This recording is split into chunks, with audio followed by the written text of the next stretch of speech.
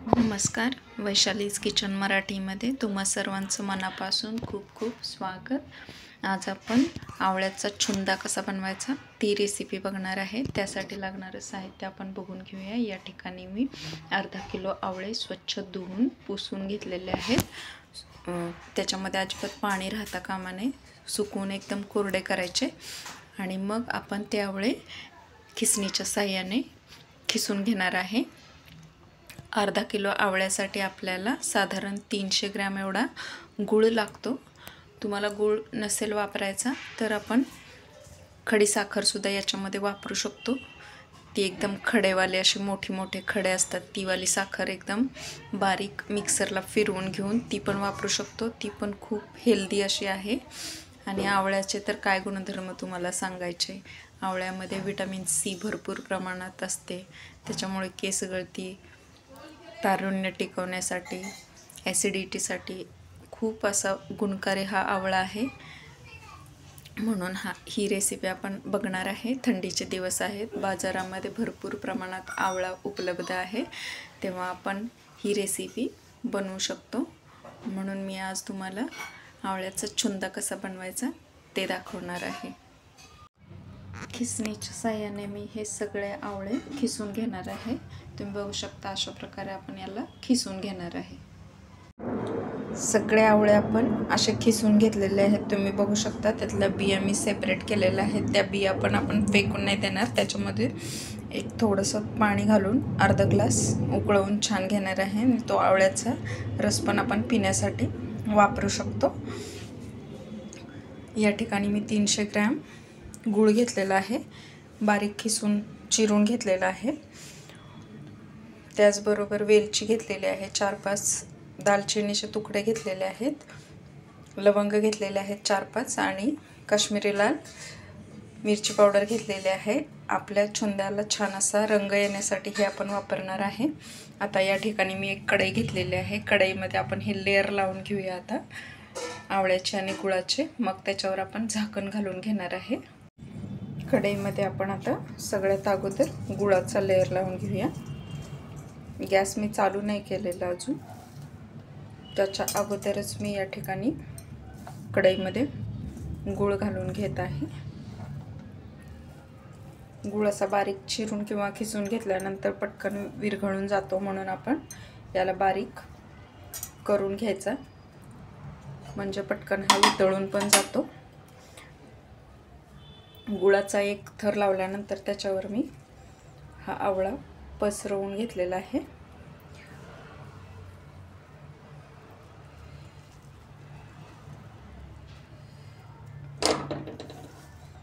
त्याच्यावर पुन्हा आपण गुळाचा दुसरा एक थर लावून घेऊया।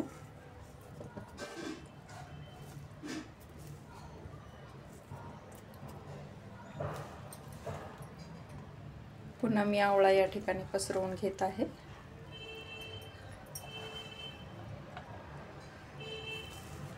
पुन्हा गूळ टाकणार आहे आपण याच्यामध्ये। असं केल्यानंतर मिक्स छान आणि लवकर होतो, म्हणून मी असं करत आहे।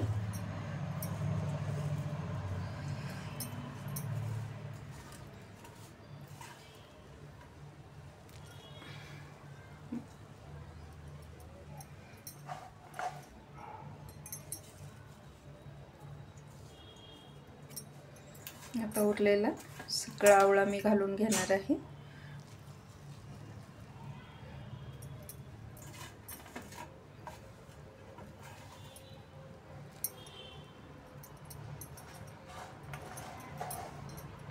याच्यावर हा गूळ उरलेला मी पसरवून घेतलेला आहे आणि मग आपण गॅस चालू करणार आहे।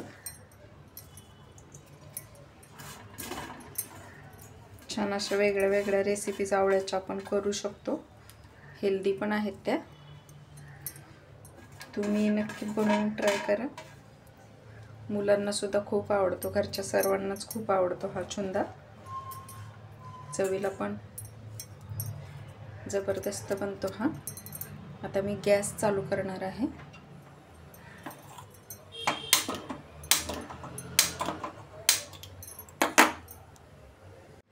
गॅस चालू केल्यानंतर मी याच्यावर असं झाकण घालून घेणार आहे. एक 2-3 मिनटं असंच ठेवणार आहे याला. या ठिकाणी मी आवळ्याच्या बियामध्ये 1 ग्लासभर पाणी घातलेलं आहे आणि उकळवण्यासाठी ठेवलेलं आहे. आता आपण थोडा वेळ गॅस असंच चालू ठेवूया. एक 2-3 मिनटानंतर आपण याच्यावरचं झाकण काढलेलं आहे. तुम्ही बघू शकता असं पाणी सुटलेलं आहे. आपल्या ह्या आवळ्याला छान आपण मिक्स करून घेऊया.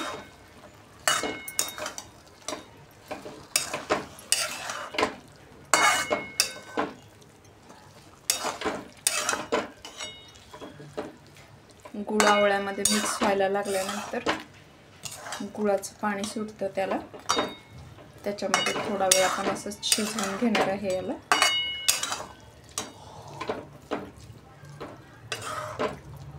कोरडा होईपर्यंत आपण याला हलवत राहणार आहे.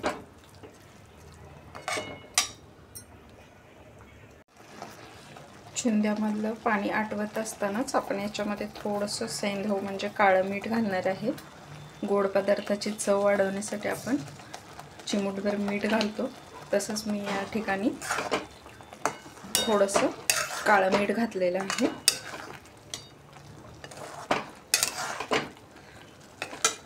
त्याच्यामध्येच मी हे वेलची पण घालणार आहे. थोडीशी फोडून घेतलेली आहे मी. दालचिनीचे तुकडे आणि मग 4-5 लवंगा पण घालणार आहे मी.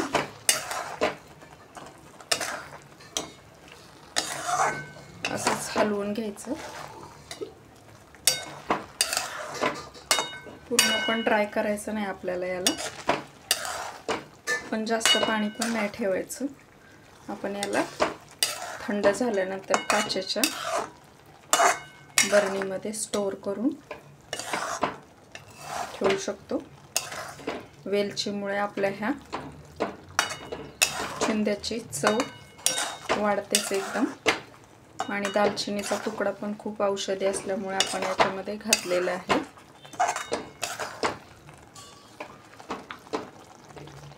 आता आपल्या ह्या आवळ्याला रंग येण्यासाठी मी काश्मीरी लाल तिखट साधारण 1 चमचाभरच वापरलेला आहे.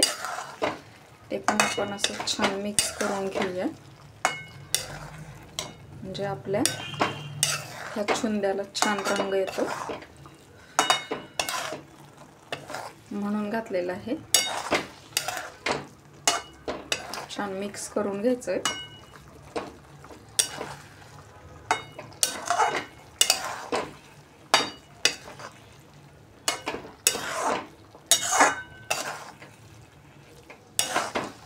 चपाती सोबत आपण हा छुंदा खाऊ शकतो किंवा तोंड लावण्यासाठी सुद्धा वापरू शकतो. 1 चमचाभर रोज खाल्ला तरी सुद्धा आपल्याला याचे फायदे भरपूर प्रमाणामध्ये मिळून जातील. आता आपल्या ह्या आवळ्याला छान रंग पण आलेला आहे. थोडंसं दाटसर व्हायला सुरुवात झालेली आहे. पण पाणी आहे याच्यामध्ये अजून. आपण हे सुकवून घेऊया पाणी. छान दिसत आहे ना, रंग पण आलाय याला छान. थोडा वेळ असंच होऊन देणार आहे आपण. मग गॅस बंद करून थंड करून घेणार आहे आपण.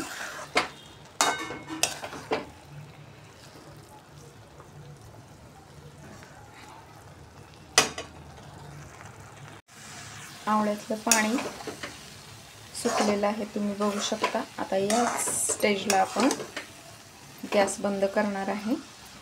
आवळा दुसऱ्या भांड्यामध्ये काढून थंड करून घेणार आहे. आवळा मी दुसऱ्या एका भांड्यामध्ये काढून घेतलेला आहे, कारण आपली कढई गरम होती, त्यातलं मॉइश्चर सगळं संपून जाईल म्हणून. आपल्याला ड्राय नाही होऊ द्यायचं याला, म्हणून मी याला काढून घेतलं दुसऱ्या भांड्यामध्ये. थंड झाल्यानंतर आपण हा आवळा एका काचेच्या बरणीमध्ये स्टोअर करून ठेवणार आहे. आपल्याला 5-6 महिने पण हा वापरता येऊ शकतो. टिकतो पण छान हा. याच्यामध्ये पाण्याचा वापर नसल्यामुळे. तर तुम्ही ही नक्की बनवून बघा. मुलांना जामऐवजी ही चपातीसोबत सुद्धा आपण देऊ शकतो. हा एक चांगला ऑप्शन आहे. म्हणून आवळ्याचा सीझन आहे तर घरच्या घरी तुम्ही ही रेसिपी हेल्दीवाली ही रेसिपी ट्राय करा. रेसिपी आवडली असेल लाईक, शेअर, कमेंट आणि सबस्क्राईब करायला विसरू नका. सोबतच बेल आयकॉनही प्रेस करा म्हणजे तुम्हाला माझ्या नवनवीन रेसिपीज बघायला मिळतील. तोपर्यंत खात राहा.